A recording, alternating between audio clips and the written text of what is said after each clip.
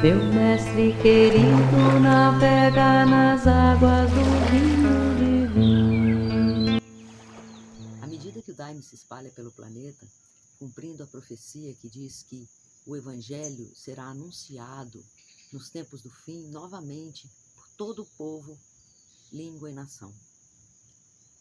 Então, à medida que isso acontece, vai se tornando mais importante a gente conhecer a história do fundador do Daime, que é o mestre Irineu.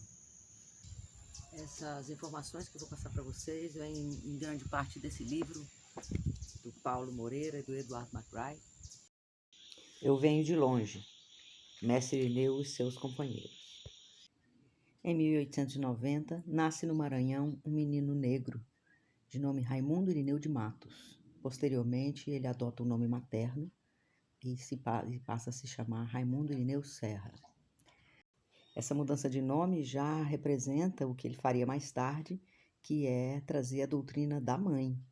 E ele canta o tempo todo: a minha mãe que me mandou. Nasceu pobre, neto de escravos, em um dos estados mais pobres do Brasil, e nunca foi à escola. O fato de Deus escolher para uma missão tão importante como a de anunciar novamente o Evangelho por todo o planeta, ele escolher um negro, neto de escravos, pobre, é mesmo um tapa de luva divino na nossa sociedade, nos nossos preconceitos. E ele vem, mais uma vez, afirmando a mesma afirmação que fez quando veio Jesus, que veio, apesar de ter uma ascendência nobre, morou na Galileia, que era mais ou menos assim, assim, em termos de preconceito, é como o Nordeste brasileiro, né? Para o pessoal da Judéia, né? A Galileia, né? Tido como uma coisa inferior. Então Deus reafirma o desprezo pelo mundo na pessoa do mestre Irineu. Quando ele tinha 15 ou 16 anos, ele se apaixonou por uma moça chamada Fernanda, que era meio prima dele, assim, aparentada, assim, e ele queria casar com ela. E o tio dele, que era quem apoiava a mãe dele para criá-los, né, porque o pai já não estava mais, o tio dele chamou a atenção dele que ele era muito novo, que ele precisava aprender a ser homem primeiro, para depois pensar em casar. E um dia, talvez seguindo esse conselho do tio, resolveu sair pelo mundo e foi para São Luís, capital do Maranhão. Lá ele prestou serviço militar e trabalhou um tempo até juntar dinheiro para poder comprar passagem do barco para ir para a Amazônia. Nessa época, a borracha estava no auge, né? Então havia uma grande migração de pessoas, principalmente homens sozinhos, né? Do Nordeste para o Norte. E o mestre Irineu foi nessa, assim, ele conseguiu ir com a própria pagar a própria passagem, assim, ele não foi naquele esquema em que os outros iam, que era quase um esquema de escravidão, porque já chegam devendo ao patrão e não conseguem mais sair. Na época, o Acre estava sendo anexado ao território brasileiro. Então, o governo estava recrutando homens para demarcar essas terras. E o Irineu pegou essa oportunidade e quando já estava na Amazônia, ele se alistou aí nesse grupamento. Quando estavam lá recrutando, eles perguntaram se ele sabia ler, ele disse que sim. E foi contratado, ele era muito grande, né? Ele tinha quase mais de 2 metros de altura. Ele ficou, assim, muito perturbado com essa mentira que ele falou, né? Que ele falou que sabia ler. E isso não abandonou ele. Ele mesmo já tendo sido contratado, estando lá no meio do mato e tal, e nem precisava realmente saber ler, né? Mas ele não gostou dessa mentira e ele comentou isso com um amigo dele e trouxe para ele uma cartilha. E ele, então, para transformar aquela mentira em verdade, ele aprendeu a ler. Assim, ele ficou em paz. Mostrando que ele valorizava muito a palavra, né? A verdade, amava a verdade e não se satisfazia com a mentira. Nesse período, ainda jovem, na floresta, um amigo dele disse: olha, tem uns índios que tem uma bebida aí que a gente bebe, invoca o demônio e pode pedir o que quiser. E a gente consegue o que quiser. Mestre Irineu, não demonstrando muito preconceito, né? Ele foi e fez o que mandaram lá, estava invocando o demônio. E quando ele invocava, ele via cruzes. E ele, dessas cruzes, ele dizia: então, como Como pode ser o demônio? Se o demônio foge da cruz, isso aqui não pode ser o demônio, isso é Deus. E o amigo dele tem a visão de uma mulher que fala com ele assim, olha, fala pro seu amigo Raimundo que eu preciso falar com ele. Eles então combinam, né, de ele tomar o chá de novo no tal dia lá e Quando ele toma o chá nesse dia, ele se deita na rede, a lua estava cheia e ela começa, na visão dele, começa a crescer, crescer, crescer, chegar perto, se aproximar, até que era uma mulher que se chamava Clara, um ser muito bonito, né, brilhante, um ser divino. E ela pergunta para ele, você acha que eu sou o demônio? Ele diz, não. Ela pergunta isso e depois ela pergunta, você acha que eu sou uma cobra? Que ele também diz que não. ela faz essas duas perguntas devido ao contexto em que eles estavam, né? O demônio, porque ali eles estavam num ritual de feitiçaria, né? E a cobra, porque por causa da tradição da ayahuasca. A tradição da ayahuasca é que quem trouxe o conhecimento desse chá, a mistura daquelas duas plantas para fazer essa bebida tão misteriosa, foi o encantado da cobra jiboia. A cobra jiboia é uma cobra mansa, uma cobra muito especial, mas é uma criatura, uma cobra. E aí ela pergunta para ele, e quem você pensa que eu sou? Tu és a rainha universal, responde o Raimundo Irineu. Essa resposta dele mostra bem o tamanho da missão que ele desenvolveu. Ele pegou a ayahuasca naquela situação entre a cobra jiboia e o demônio, super negativa a visão. Então tirou a ayahuasca desse contexto e para trazer para um contexto da rainha universal. Essa é a diferença entre o Daime e a ayahuasca. O Daime está ligado à rainha universal. Então ele ganha uma dimensão crística, porque a rainha universal é a mãe do Cristo. Bom, a rainha fala para ele então que ela estava há muito tempo esperando por ele para entregar uma missão para ele, mas para isso ele precisava se preparar. Então pediu que ele ficasse em reclusão durante 8 dias, sozinho na mata, não visse ninguém, apenas um amigo dele que ia levar lá a macaxeira, né, a mandioca sem sal, que era a única coisa que ele ia comer nesses dias, e tomar o chá, além de chá de cidreira também. E ele obedeceu às ordens da rainha exatamente. No final daqueles 8 dias, a rainha diz para ele que ele podia pedir o que ele quisesse. E ele pede a cura da humanidade. Ele queria ser um grande curandeiro para toda a humanidade. E ela concede e diz que tudo estaria naquela bebida. E pediu que ele passasse a chamar essa bebida de Dai-me, porque é uma oração, um pedido. Dai-me força, dai-me amor. E entrega para ele uma laranja que representava o mundo. Então essa é a missão dele. E essa missão foi se desenvolvendo aos poucos. E ele então começou a reunir os amigos dele, né, em torno dessa bebida lá em Brasileia, na região que ele morava, não era ainda em Rio Branco.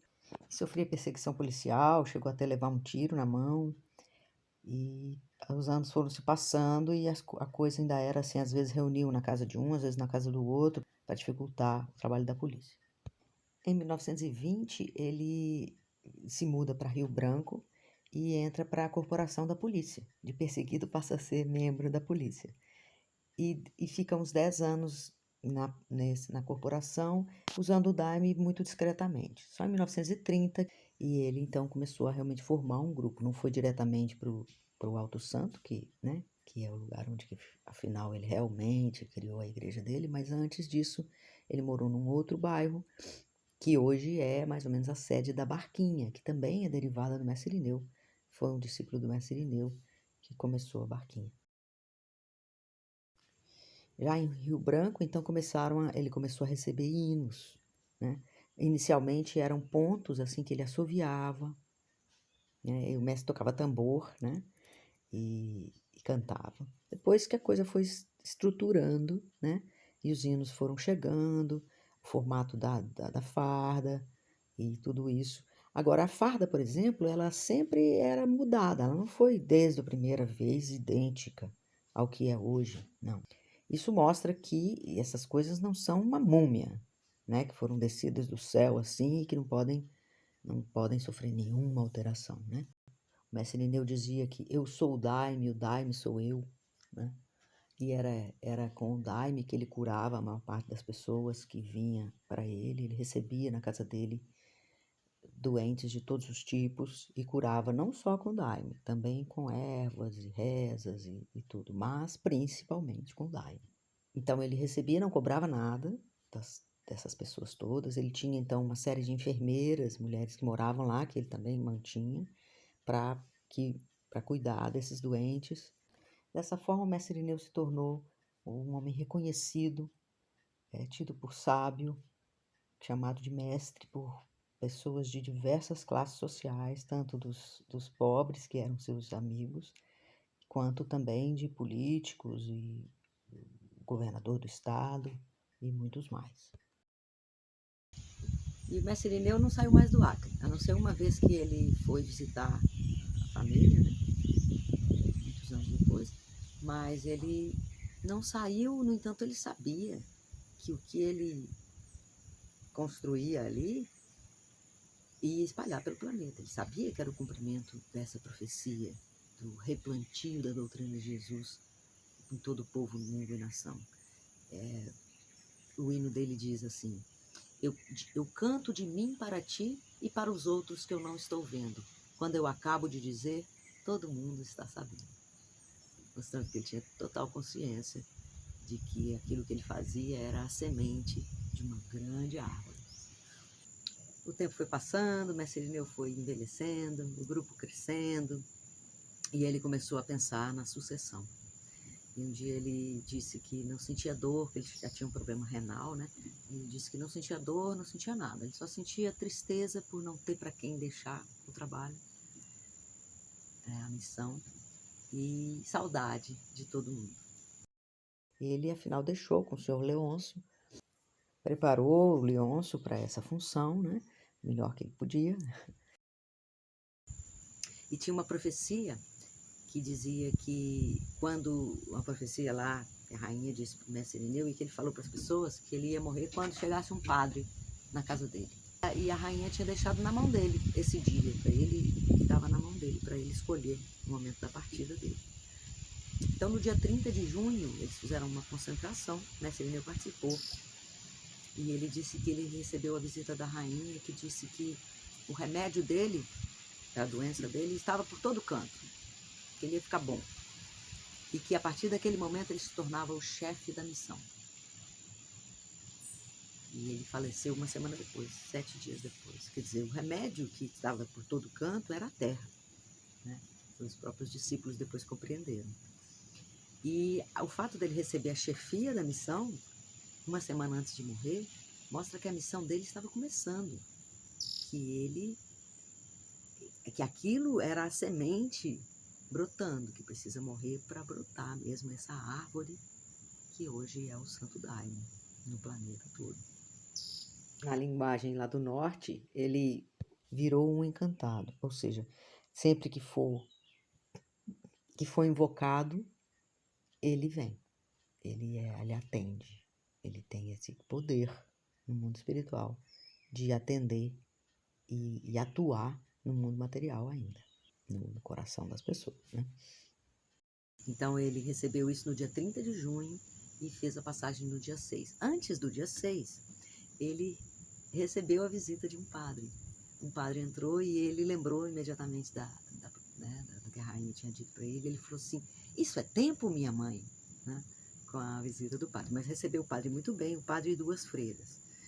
E a intenção do padre foi pedir permissão para participar de um ritual do mestre Irineu, né? De um trabalho. E o mestre Irineu aceitou com alegria e marcou esse ritual para o dia 14.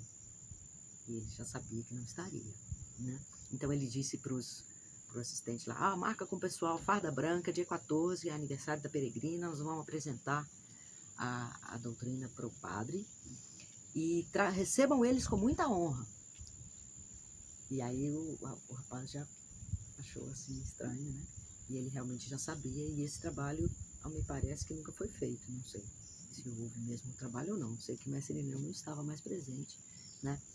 E isso também é simbólico, né? Mostrando que o encontro do Daime com a Igreja Católica não aconteceu, pelo menos na época do Mestre Irineu.